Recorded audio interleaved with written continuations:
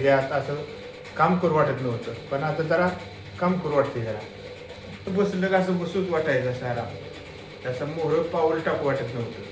पण आता कसं आहे, सकाळी उठलं हे झालं तरी आता थोडी आराम जीवाला झोप लागते. नाहीतर सकाळ औषध झोपलं तर ह्या गावली होत होती. आता ओके. आता ओके वाटते.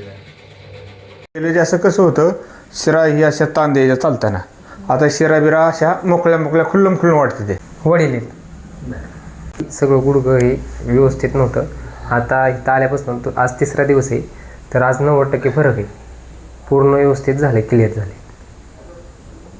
असं गुडघं सुजत होतं आणि शिरा हे अशा व्यवस्थित होत नव्हते, मांडी घालायला येत नव्हते, बसायला येत नव्हतं, उठता बसता त्रास होत होता, झोपायला म्हणलं तरी त्रास होत होता गुडघ्याला ह्याला.